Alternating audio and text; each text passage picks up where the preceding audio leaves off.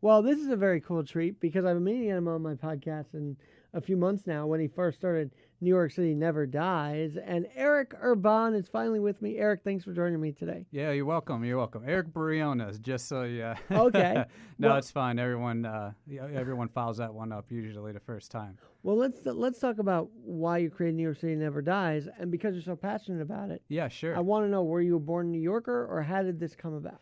Okay, so a disclaimer. Hopefully, people don't start unfollowing right now. But yeah, I'm actually not a born New Yorker, but I've been here for 8 years.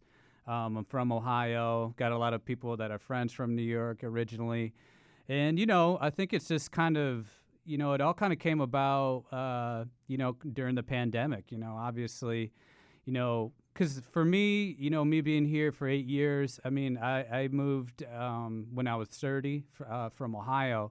But it was just more of the fact that, a lot of my formative years was here, so I feel like a big part of me changed when I was in New York, and I love New York for that. I love Ohio as well, but, I have a passion for New York now, and, when people do start talking down on it and talking bad about it, I get kind of defensive about it, kind of more Tell than us about that because I'm kind of curious. Yeah, I mean, I think I think a lot of it obviously had to do with that story that was written by, actually, it was an owner of, I think, stand-up, one of the comedy clubs, but he's no longer, and I think he moved to Florida. Don't quote me on the story or who the person is, because I don't know his name. But, I mean, he wrote that story that, like, New York is dead forever. And it kind of got viral, and then everyone started talking about it. And then, like, everyone started to kind of get that in their psyche, and obviously, I would be visiting home, or, even some of my friends and family are like, well, I don't know about New York, not really like bashing it, but just in the sense that, a lot of people, when you're on top, people want to see, go down. So, New York City is like kind of the top city, unless you compare LA or Chicago. And, obviously, I guess Miami's got running up there now because a lot of people moved there. But, yeah, it was just kind of one of those things that happened. I saw that Jerry Seinfeld, he started sticking up for New York, rightfully so. And, I just started getting the idea in my head, like, it would be cool if I just started a New York account like that. And I know there's like a million New York accounts. There's ones about buildings, there's one about food and this and that. But yours stands out because of the name. I got to be honest. Yours stands out because of the name, and it's just like a hope. Remember when Ford told New York City to drop dead? I'm like, no, we're not dead, New York City. It's kind of that mentality, right? Right. So that was kind of the whole take on it for me too. Is I started thinking about, like, okay, what's the name that I can use, like New York NYC ain't dead, or something like that, but it didn't have a good ring to it. It wasn't falling off the tongue. So I was like, all right, well, let me try to, like, say it a little bit better. So I was just like, I don't know, and just came to my head one time. It was like, New York City will never die. And I know it's long, but it kind of does stick. And, because I'm a graphic. And why do you believe that? Let's first start there. Why do you believe that? Well, I recently wrote a blog about this on my Medium account, and I list like a lot of the reasons why New York City will never die, and I think the first and foremost reason that really sticks out in my head that I think everyone should just kind of realize that is that, like, New York City is such a beacon for American culture that, like, the idea of New York City will never die. You understand? So, like, it might get a little rough here some of the years, and, some things will happen that might not go so great in the economy. But worldwide, there's just people that aspire to come to America because they saw all the movies that were in New York City, Home Alone 2, and all those incredible movies. Yeah, all those incredible ones, So, like, I think that was kind of the thing that stuck out to me, is that I feel like New York is such a cultural melting pot for that. And then, once I moved here, I kind of did realize how much more, everything is diverse and everything is, just works well because, they say people like New York people are like dickheads or whatever like that, but they're not that. They're just in a rush. You know what I mean? Right, like, exactly. Like, they'll tell you the directions, but, like, tell me exactly where you need to go. But let's tell talk me about now, that for a minute, because they're in a rush, and I still feel like I wish more on the subway would talk to each other. I do Yeah, feel like sure. a social component Yep. has been eroded by this cell phone. It's like we all just want to be on that. Oh, they're staring on their But phones. do you for remember sure. the time when we would talk to each other on the subway? Oh, I yeah. remember that time. Yeah, definitely. And I think there's a part of that that's probably happening, everywhere, I guess. The phones, we're addicted to looking at our screens, and we're going to have neck problems when we're 70 or 80. We're hunching over like ostriches, you know what I mean? But like also, too, I just feel like, with New York, it's that, like, if you look at the way New York works, like the way it works, it's so much different nationalities, this Sure. and that. I know crime's a little bit up right now, but it's everywhere up. You know what I mean? It's not just New York City. It's And just I think the that factors I don't see the crime as much as maybe some others. Yeah, do. same. But I live in East Harlem, and I still, I'm just a little more cautious about things, and I think that's what you got to do. But I think it's not a New York thing. I think it's a factor of the economy. It's a coronavirus. It's policing going through some transformative things. So it's a combination of a lot of things. But back to what I'm saying, though, is like if you do look at New York City, you kind of realize, like, this is how the world should kind of work. Mm-hmm. There's not that much, like, crazy, gun violence in a sense, like mass shootings and all that. The economy's great. There's so many different diverse nationalities getting along. They're all, like, kind of coexisting with each other. You know what I'm saying? Like, public transportation, it's not just poor people that are using it. Everyone's got to use it, Right. So you're going to be in there. And I think that's the reason why New York kind of works, is that people have to be with each other that are from different classes, that are like from rich to poor. And the rich understand too, like, hey, this is all part of a bigger thing than me. You know what I mean? Well, I think the pandemic helped people realize that too. Right. I want to get to that because you are obviously you've had this account now. Yeah. But I didn't notice until the pandemic. When did you actually start New York City? I just started this year. Yeah, this year. Kind of think it was like in a little bit like mid-January or something. So it's a fairly new account, and I didn't want to go the route that most people do, buy a bunch of fake followers and you know what I mean, and like try to get fake likes and all that. Like honestly, like looked at it this way, I was like, you know what? I want this account to grow the way that it should and what it's intended for. And like, I really want like genuine connections on there of like people that like either live in New York and they love New York. Like, someone such as yourself, you're kind of one of the first people that like shot me out definitely. and like, like some stuff and comment. And, so you told me like, hey, keep it going and stuff. And that kind of gave me more motivation to like keep it going because, sometimes you can start an account and you're kind of like, man, like things ain't really picking up like I expected to, but at the same sense, you got to look at it in like a broader picture and just realize like, hey, as long as you're making some people happy and they see some photos of like, oh, that's a really cool view. Because really I'm promoting other people's work, and like Sure. That's kind of like back to what I was saying is like I could have done a New York account that was just doing nothing but buildings or whatever, but like. But we're more than skyscrapers, right? Yeah, I mean, yeah, that's just the exactly. reality of So it. just for the viewers to know, my account is really about like everything. So it does show like a few photos of like obviously New York cool skyscrapers, but I'm promoting the photographers that are doing it. And then like I want to promote the artists or like anybody that's doing creative stuff. That's You so know what I cool. mean? And that's kind of more about it. I repost their stuff and then just kind of put my, black and white filter on it and they're cool with this. And I'm so glad you mentioned creative because I was telling a friend of mine, the creative community comes together on Instagram, and I'm sure you've noticed that as well. For sure. I mean, and as much as social media kind of takes over our lives and all that, but I have, for me too, because I'm like a designer. I'm a designer by trade. You know what I mean? I do graphic design, web design, and like a lot of video. I'm trying to get into video more. So like, it's only beneficiary for me to actually have a social media account to promote my work. And actually, that's one of the things I started too during the pandemic. I'm like, well, let me show people like what I actually do, some logo design, some video designs or like website stuff.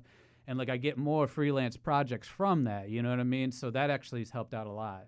That's so cool. Yeah. Well, and so 8 years ago you moved here, and I just felt like the pandemic probably inspired you to start this account. Yeah, exactly. I'm guessing. Yep. Yeah, the pandemic definitely did. And just like people kind of talking down on New York, and I wanted to, just have a safe place that, New Yorkers or people that just love New York. There's actually a lot of accounts that I got on there, or people liking or commenting there from, Italy or wherever. And they wish they were here. That's the honest truth, right? Yeah, for sure. And they just, they're just, and they enjoy the posts that come by. It's a little unique because I try to curate it the best that I can, like not repost something that everyone else, the 50 other accounts did, the photo of the day or whatever, you know what I'm saying? I'm really like actually digging through and like looking at people's accounts, and I don't care what following you have. If you took a good picture or you're an artist and you're a good painter and it feels like it fits well, like I'm going to promote you, you know what I mean? Like that's how I look at it. So something a little more genuine, So moving from Ohio to here. Yeah.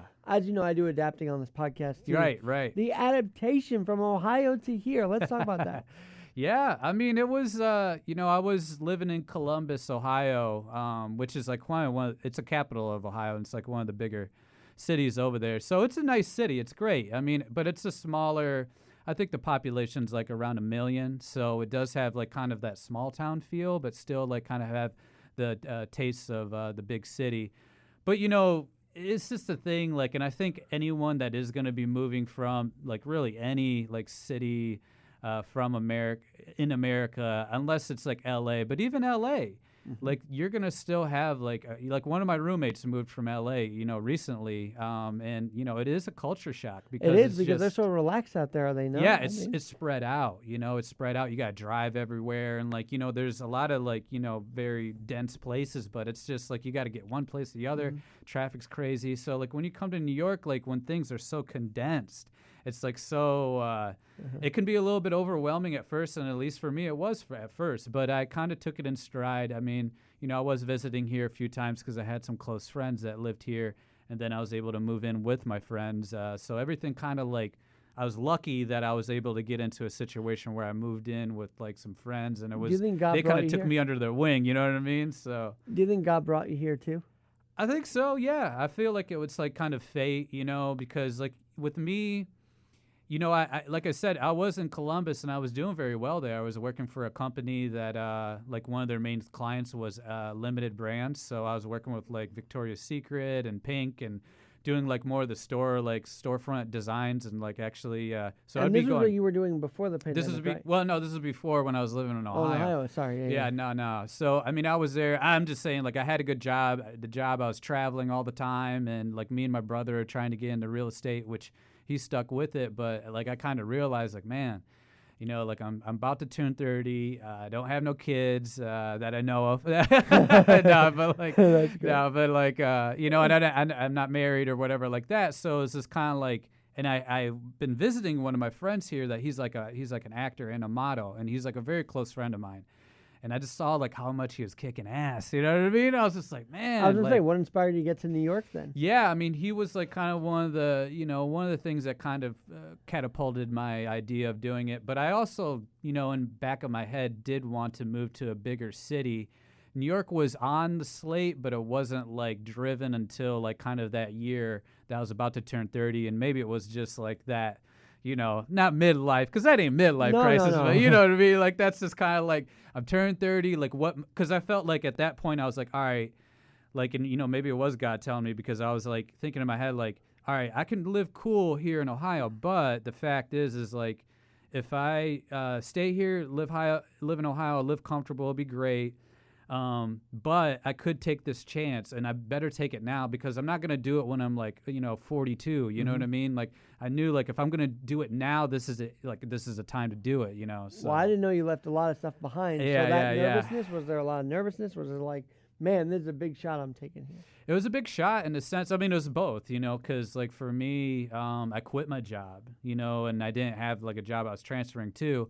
And I didn't have like a degree from like this prestigious like art school either, you know what I'm saying? Yeah. So like I'm in graphic design, so I knew like, oh man, I'm going to be going up against some people that are, graduated from the SVA and some of the other design schools around here, Parsons or wherever, but I just kind of had that grit and that determination. Like I'm a kind of a firm believer of like in visualization.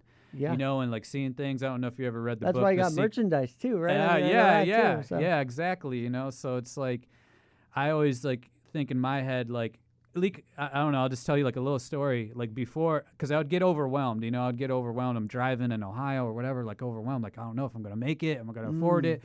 People are telling like, oh, you need like 20 grand saved up to move to New York. And I'm like, shit, I'm coming here with like a couple grand. Let's see how it works, And I really did do that. But I would be overwhelmed like driving, but then I would just calm myself down because I would picture in my head, like, you know what, just picture yourself like working close to Times Square, and just picture yourself that you're working in Times Square. Actually, I was like, oh, wouldn't it be cool? I put that out in the universe. I'm like, wouldn't it be cool if I worked in Times Square?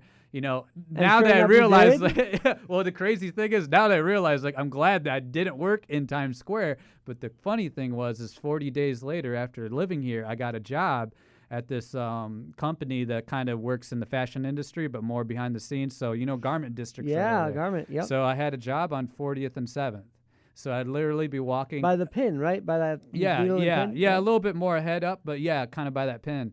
So, like, my subway that I had to take or whatever, because I took the shuttle at that time, and I would always walk by Times Square, and I was just like, I felt that in my heart, like, man, like, that's crazy that I was, like, thinking about that, and it came to fruition. And it's one thing to speak into existence. It's one thing to make it into existence, right? So you're here, you then start working.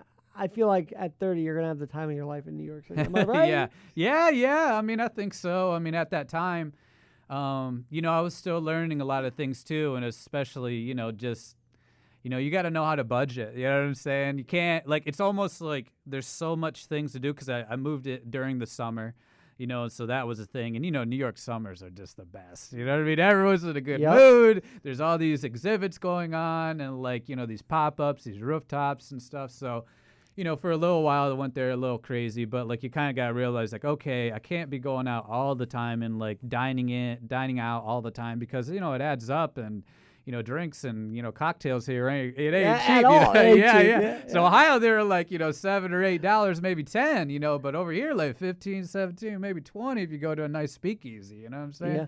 So, like, that was kind of the thing. I had to, like, kind of humble myself on that. But, yeah, I mean, I definitely had fun my first few years. And, I felt like just... And you're still having fun, right? I'm still having fun. Oh, definitely. Still having fun. Like, and now you have the Instagram to help you have fun, right? Yeah, so, yeah. For sure. You're the brainchild of this New York City Will Never Die. Correct. But I have friends that help, you know what I mean? So, sure. Yeah. Talk about, because I want to know more about the creation of this.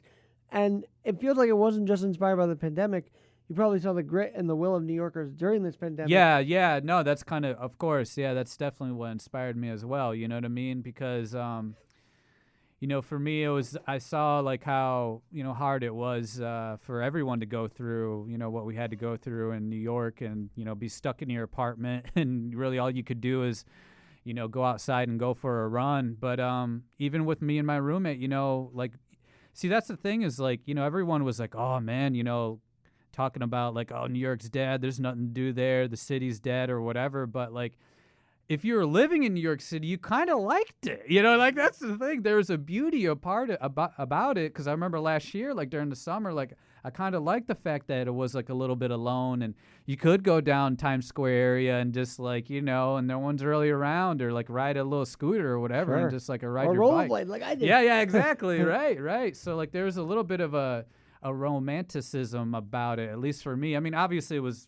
sad times, I don't want to like discount that, but there was a part of it where you just had to get creative, even me and my roommate, we just got like one of those exercise balls and we had like a barbell with tote bags and water gallons and we filled that up to like work out, you know what I mean? I we love just that had you to get creative. That because people in the gyms didn't realize they didn't have to use a gym until this year, right? Yeah, so yeah, that was the funny part about that. Yeah, and I fell in love with my bike more and like just kind of tried to do different things, stay active. You just had to like get a schedule going. And as long as you had your schedule, I mean, you was able to like stay entertained and, make the best of it. And I think that's what it is really that is true to New York. And it always will be is that, the people that live in New York, the people that are from New York especially, they're resilient people, they're strong people.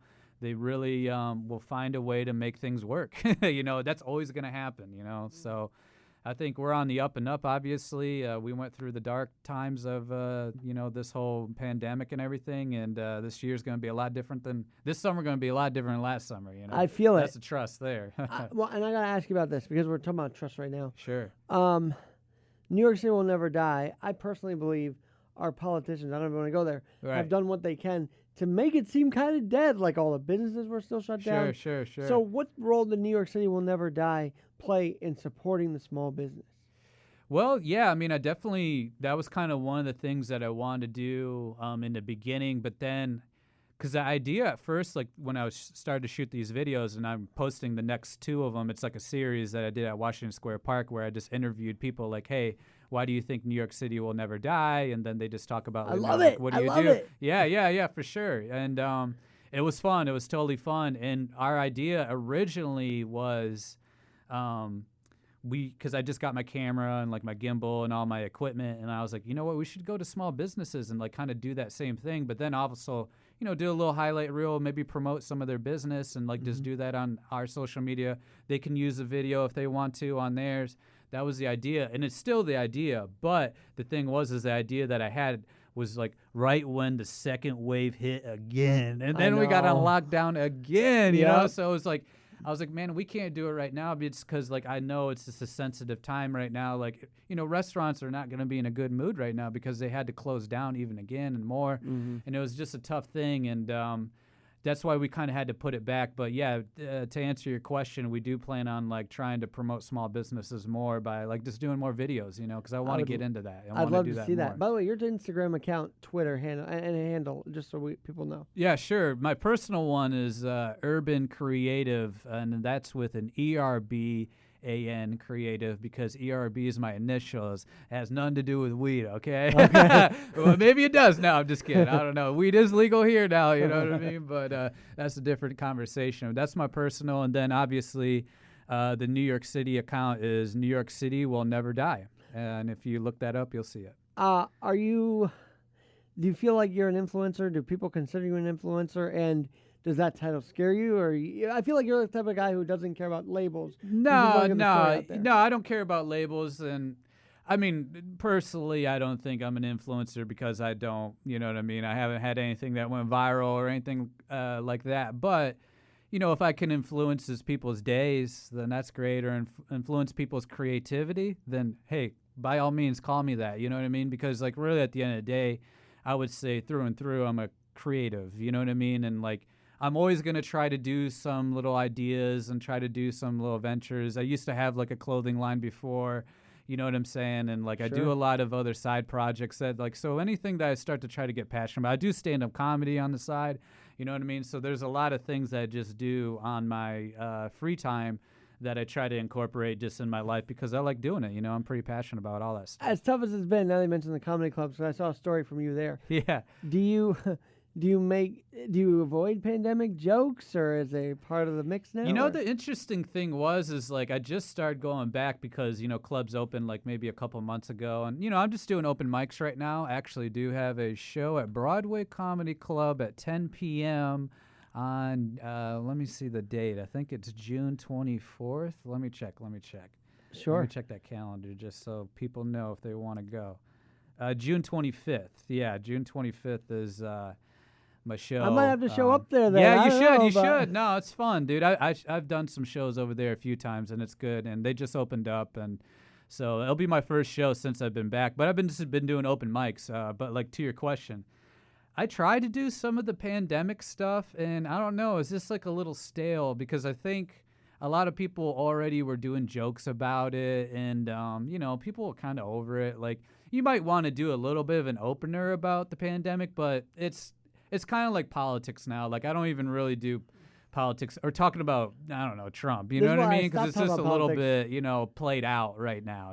Whatever way you want to look at it. I'm not saying one way or the other. Yeah. Don't want to get political, but I'm just saying, like, people already overdid it, and I think the pandemic, too. Even other comedians, they don't even really talk about the pandemic that much. They kind of just go into their bit. Because it takes it out of that mood, right? So I think there's part of that too. Yeah, unless you could say it in a very creative, funny way, and I do follow some comedians that know how to do it pretty well, and I'm not no great comedian, by the way. I just practice comedy. I wouldn't label myself a comedian yet. You know, I'm just trying to try to practice at it. Hey, just keep pushing. You know? Yeah, for sure. All right, so Eric, you know, you joined.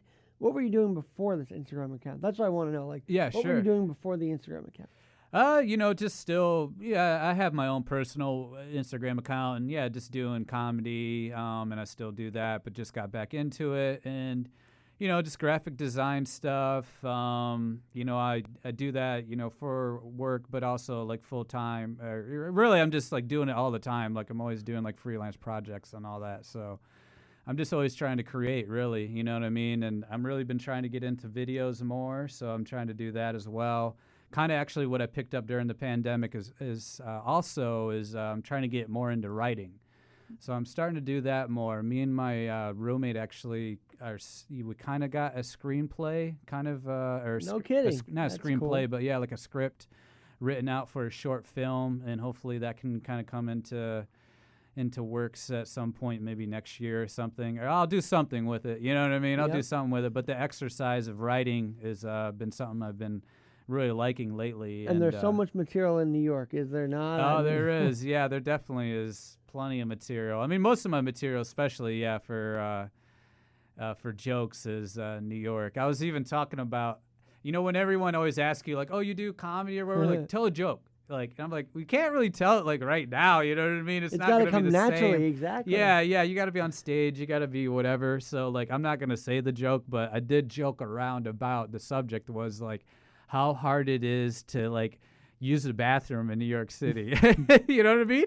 Because like it's dirty and grungy, because you don't know what business is going to have a public restroom for one, and then for two, it's like you got to put down a reservation and $100 like, you know, credit card tab before you even get to use the restroom here. So like it's a lot different than Ohio, you know what I'm saying? So well, and I was gonna say, you know, New York City will never die. I've got to ask you then, did you ever fear that it could? Is that why you wanted to bring up the hopefulness? I mean, did you ever think of it? No, I mean, I don't know. There's probably some like thoughts in my head like, man, you know, things could, you know, take a pretty bad turn for the worst if I guess it could have if things wouldn't have turned around, you know what I mean? I think that was kind of the more of the thing is like it's crazy because like people say, and you know, not trying to get, you know, into the weird topics here, the weird debates, but like people are like, man, I can't wait for this vaccine to come. Can't wait for this vaccine. I want my life back. But then like it's here. Then some people are like,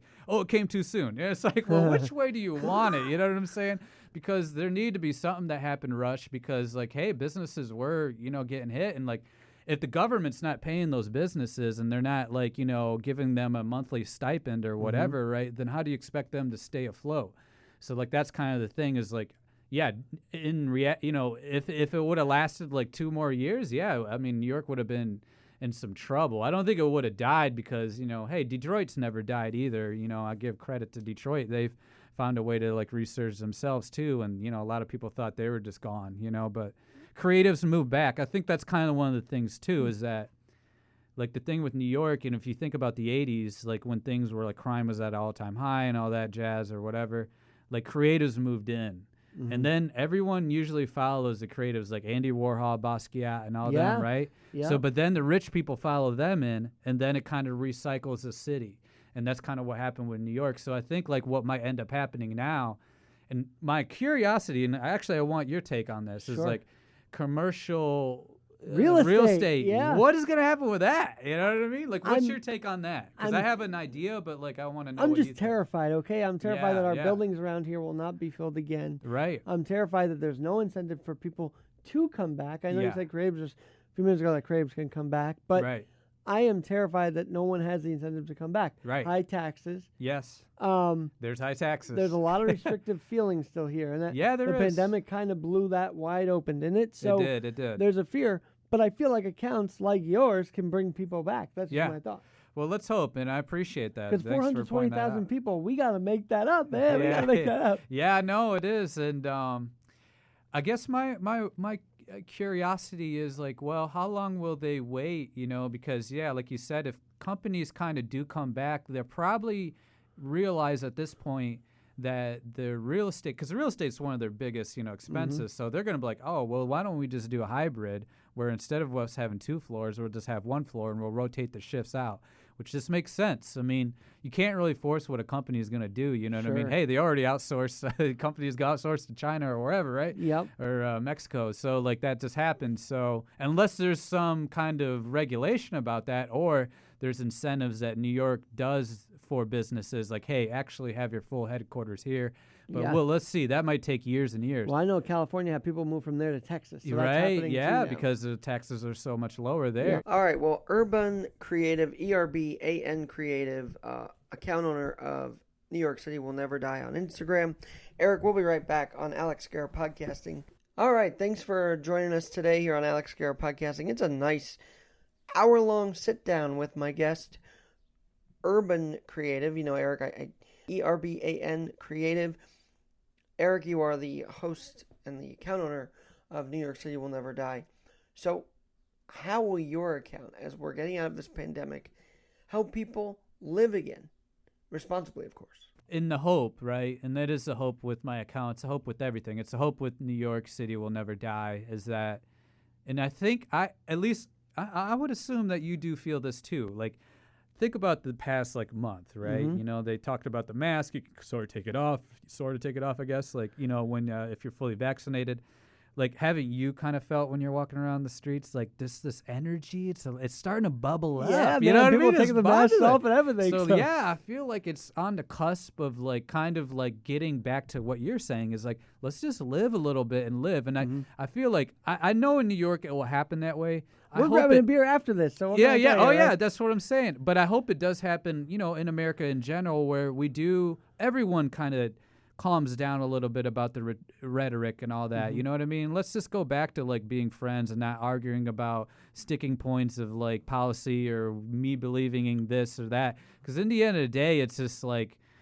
most of the time when it really boils down to who's on the red side or the blue side, a lot of times, if you actually really do have a conversation, because listen, I'm from Ohio. Most of my, family is Republican, which is fine. I respect that.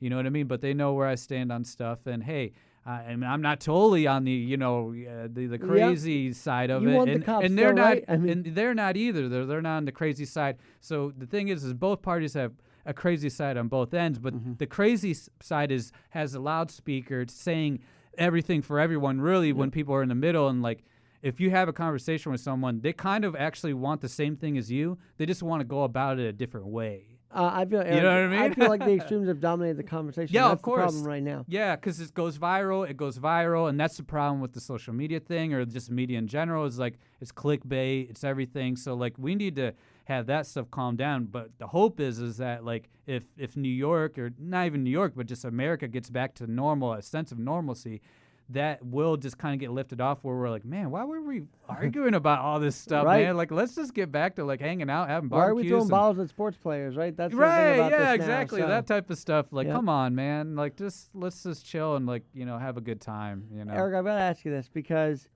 as a New Yorker, and you're a true New Yorker, right? Yeah. Okay, well, where are you from? Manhattan, born and raised. Oh shit! On East 44th Street. Wow. And then I live in Queens now. So okay, there's cool. that. What part of Queens? Jamaica Hills. Oh, and I love rolling down Parsons Boulevard. It's just fun. Nice. But people derogatorily sometimes say that there are these transplants taking over New York City. For sure. Has anybody ever called you that? Do you feel offended by that term? I mean, I totally sympathize with them on, a lot of their resentment about that. And, there is some things that in New York, but and back to what I'm saying, this is happening in every cities, all cities, that it shouldn't be a point where transplant come in and they completely change the neighborhood. And, there is neighborhoods like Brooklyn, some parts of Brooklyn, some parts of Harlem right now that's happening. And, I guess you could say I could kind of fall, part of the, being on that other side of the blame game. But the same sense is I would say I understand that, if a native New Yorker did say that to me. I've never really had someone blatantly kind of be that defensive about it. There might have been saying it in maybe a joking way. But, obviously there might have been some truth to it. But like I said, I don't fault them for it, and I understand. But I would say as well is like the people that are transplants are the ones that are like, they're building the city with you as well. They're growing the economy with you as well. They're the ones that are helping the city as well. And, the New Yorkers are doing it well. We should be doing it together, Exactly. But, like, I get the thing, though, is, like, people's identities of people's cities should not, or neighborhoods, I guess, or boroughs should not get stripped away just because a bunch of rich people from, out of town. Pennsylvania or whatever want to move into that particular area. I don't think that's cool, and there should be some way that the people that do move in, they get, some appreciation. They get to learn. They need to learn more about New York and learn about these neighborhoods and the people that live there. So you mentioned earlier about the folks from Italy that message you and other people that reach out to you. For sure. Tourism is lacking still, isn't it? Yeah. So what's New York City Will Never Die's role in bringing tourism about? I mean, I feel like you guys can play a role in this too. I'm up for ideas on that one. Yeah, man. Hey, if anyone, wants to throw some suggestions, feel free to DM us or put some stuff on the comments. Hey, we're open up for that as well. I mean, actually, just for me, my perspective, I used to be an Airbnb host, you know what I mean? And I might actually bring that out soon. I couldn't do it during the pandemic because it was just like too hard to do, But, I think let's hope that travel does come. I mean, really, I think it has been picking up, at least domestically. I think more people are going to start coming here, especially with July 1st, the full reopen. I know. And guess who's playing that night? The Yanks and the Mets. Come on. For real? Oh, man. Shoot, I might have to go to that game, I'm probably going to one of those anyway. Yeah, for sure. But, Eric, you talking about the Airbnb and all that.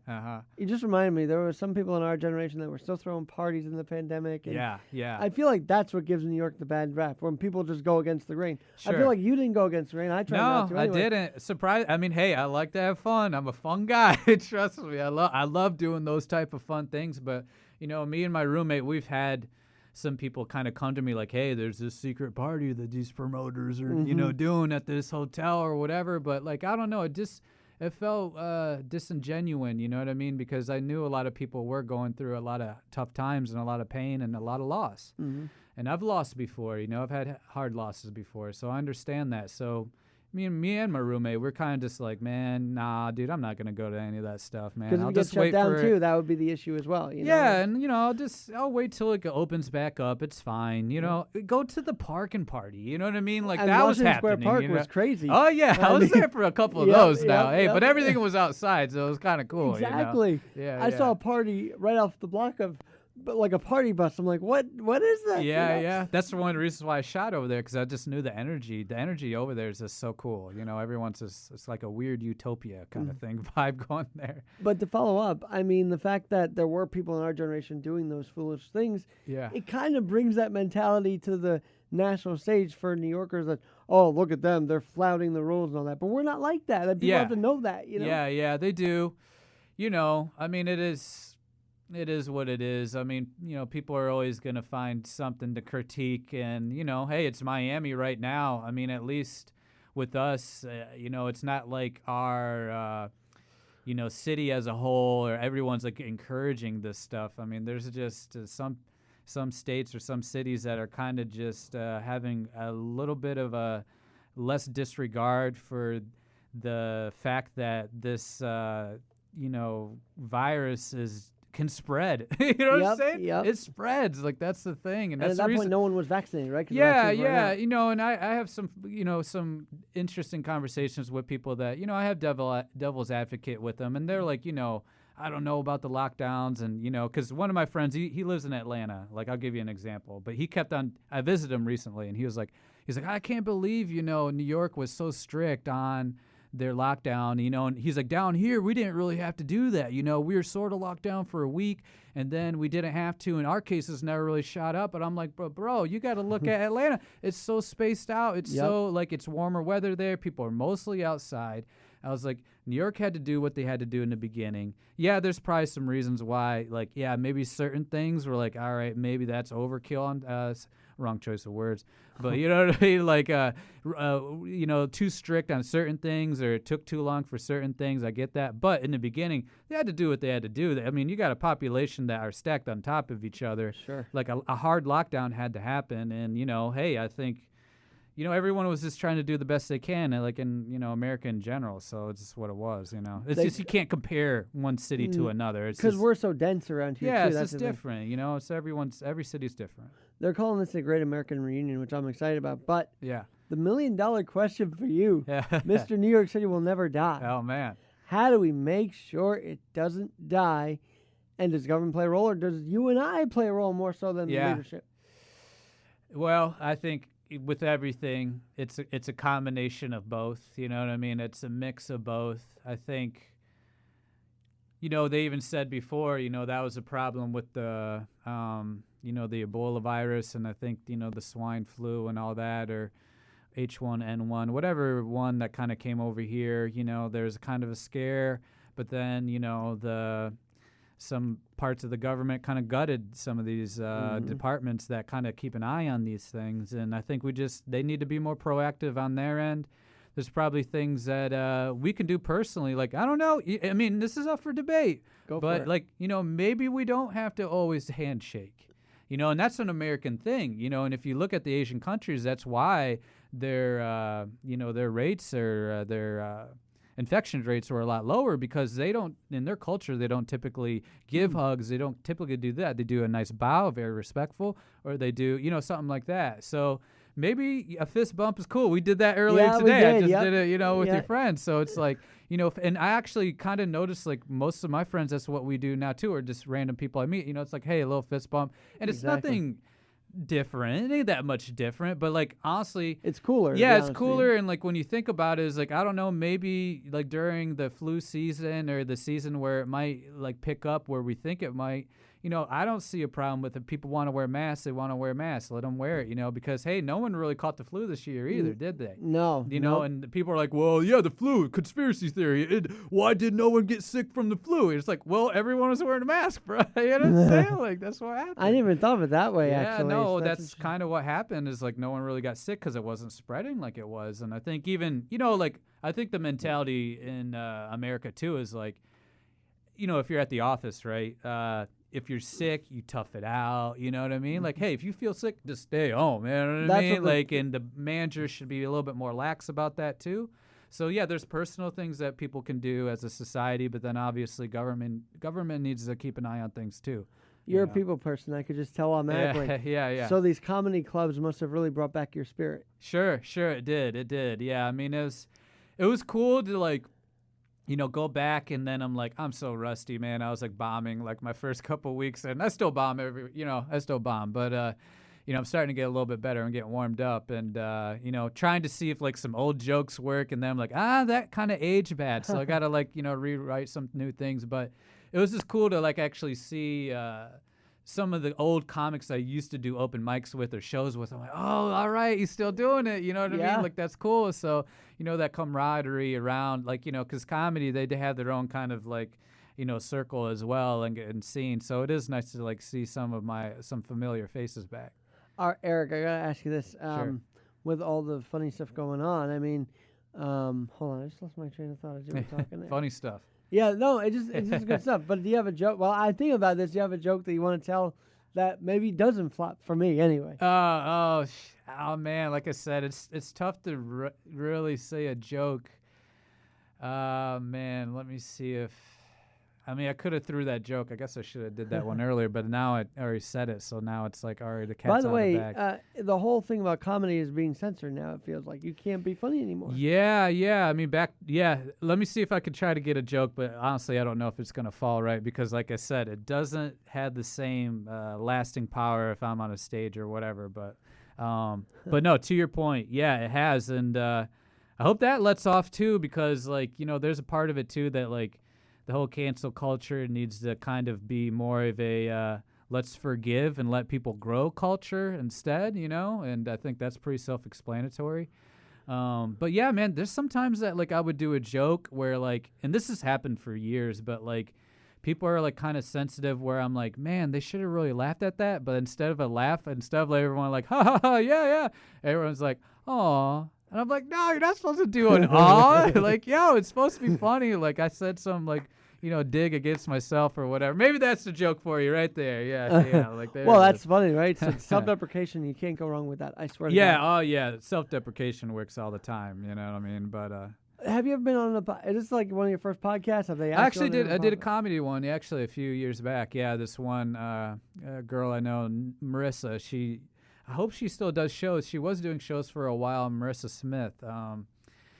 She was a comedian too, and yeah, she had her own podcast. So I went to a podcast a few times. Yeah.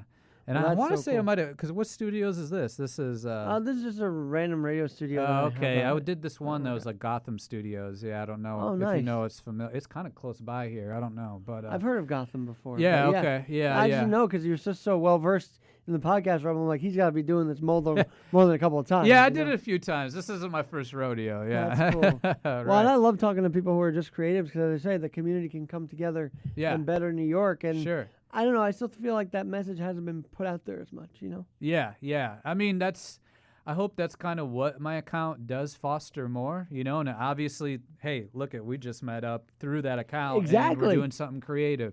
So, and even, like the shoots that I want to start doing and the ones that I did last week that I posted, I'm going to post another one tomorrow and then another one on next Friday. Cool. Like just going to parks and talking to people and like having that networking or whatever, So, I hope people are, encourage each other more to kind of collaborate and everything like that. Because I feel like if you get more people around that actually have like a consensus of, like-minded individuals, I guess, like you could actually join powers and probably make some money. You know what I mean? Like, usually that's kind of how it starts. Like, think of like any rap, group. Like they started off with like maybe a couple people, but then they turned into like Cash Money, where it was one big giant group of people that just, and they're and really it's funny you mentioned the business their, aspect of it because I believe your account is a business account now. So yeah, that's just so much easier. They promote your stuff, they get you out there. I think that's so cool for Instagram to do. Yeah, for sure. But for you, Eric, I just don't know. This is just it's got so much stuff. But in 8 years, do you feel like New York City has grown you up? Oh, for sure. Yeah, without a doubt. I think it's got me more, it just got me more on my grind. You know what I mean? Like I realized, you can't wait around for anyone. If you want things to happen, you got to make them happen. And you always got to stay busy. You always got to keep learning. And you always got to have like a grit about you that like, and just be outgoing, like I feel like with the city and like, no knock to introverts, you know what I mean? Like, hey, I know a lot of introverts. The phones made it easier to be introverted, by the way. What's that? The phones made it easier to be introverted. Oh, yeah, they did. But like, I just feel like the city in general, like you appreciate the city more if you are an outgoing person and you do try to put yourself out there more because the city has so much to offer. If you do like kind of spread your wings, you kind of meet people, you don't turn down things and all things like that. You know what I mean? Like, I'll give you an example, a quick one. Like when I turned 35, like it was like, one of those pivotal age years. I was like, you know what? This year is the year of the yes. I love it. I was like, I'm going to say yes to everything, yo. So, like, anytime someone's like, yo, we got this event over here, this and that, I might have been, like, exhausted from work or whatever. You're going. And I'm like, I got to go. And I swear it was, like, one of the best years of my life. Definitely one of the best years in New York because I just said yes to everything, I mean, I had to say no because of this whole pandemic stuff, but let's hope that I can start saying yes again. You know what I mean? Oh, absolutely. I'm ready to say yes to Yankee games. And by the way, no negative COVID test needed at the stadium, which is a big step forward. Yeah, that's awesome. But Eric, you got a website, and this is kind of part of why I brought you on because you were finally ready to launch the website. And it looks like you got it all together. So tell us about this website. So the website's just, it's pretty simple right now. We just have, and it's and the account. It's www.newyorkcitywillneverdie.com. So go check that out. The link is in my bio of the Instagram, so you'll see it very easily. And we just started it up. I mean, I just wanted, honestly, to make it as simple as possible. I didn't want to get like too much of a complicated content, but it could turn into that maybe like in the future. But right now I just want to like put some items up that, that I can sell. And then, I have the hoodie and I have the t-shirt that has the logo. I don't know if you know the history about the logo. Do we got time to talk about that? Yeah, go for it. We got a lot of time. Okay. All right. Shit. So, I don't know if you realize, so John Lennon did this photo shoot, and this is what inspired the logo. And it kind of all came together with this whole New York City Will Never Die. So before I even got the logo even started, I was looking at photos. I'm like, let me look at some fonts or whatever, because like I said, I'm a designer. And I saw this photo shoot that John Lennon did, I think like maybe a few months before he got, shot. And it was on his rooftop of where he lived. And it's by the famous photographer Bob Gruen. I think he's done like a lot of musicians and a lot of famous people or whatever. So he's a very well-known New York photographer. And they had the story behind it is, and don't quote me, I'm just going off of what I read, that they had him up top. He was going to promote this new album, and Bob was like, hey, we need to have something New York or whatever, something a little more, because I think he had some other like outfit on, and he was like, all right, let me run to Chinatown real quick. So Bob went and ran to Chinatown, and he got this shirt, this like kind of baseball ringer shirt. Sure. And it had New York City, but it just had like that font that I have there. It just said New York City, but similar. I'll show you the photo. I'll show you I the love photo. that shirt, by the way. I look at that. Here, let me see. see. So cool. Let me see if I can hurry up and pull it up, but try to tell the story at the same time so people don't get bored with it. But anyhow, so he got the shirt from Chinatown. He brought it to him, and then he's like, John was like, oh, I love the shirt or whatever. It's just some random, Chinatown, shop, New York shop shirt.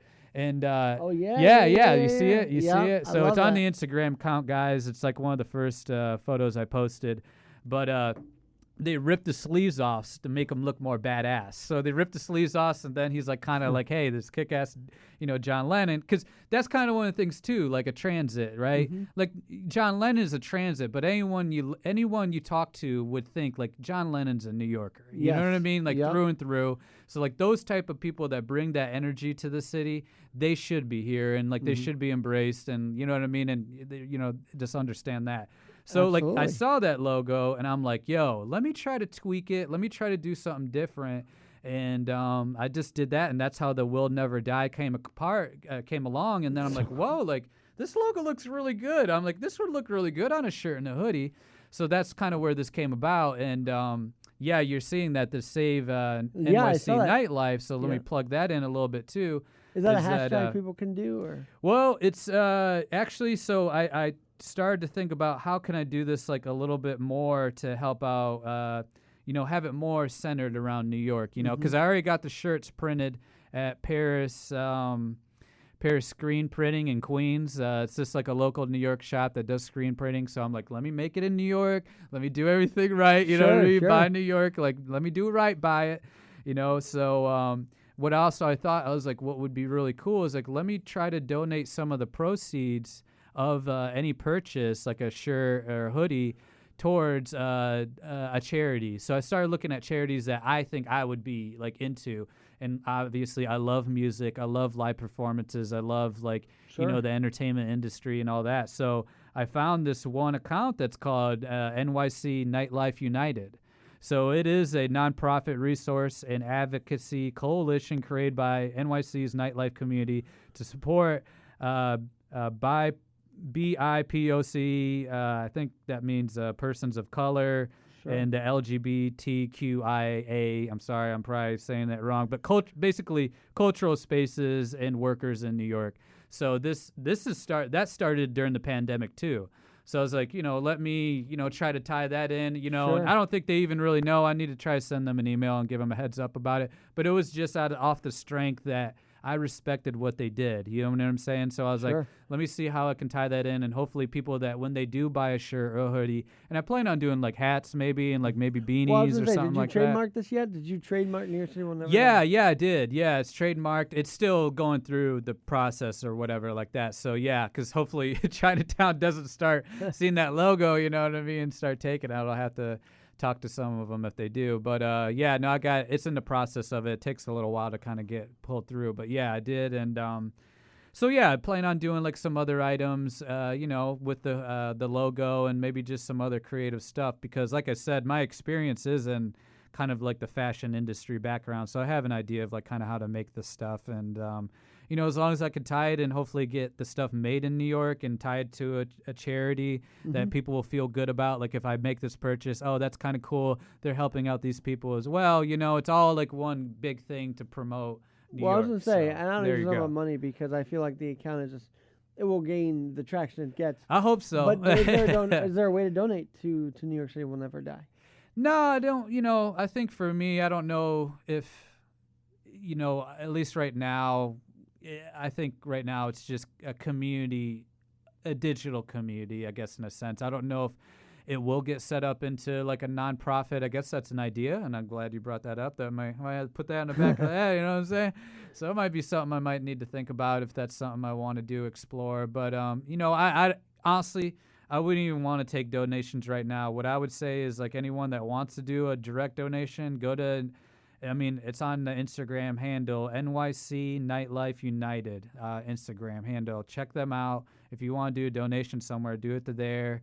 There's plenty of other ones, too, that I can't really think or name off the top of the head, but there's a lot of reputable charities that probably deserve it more than us right now. But if we can build our, community just as creatives with the Instagram, and then be able to like do some more creative stuff with merch and stuff like that. Sure. That'd be great.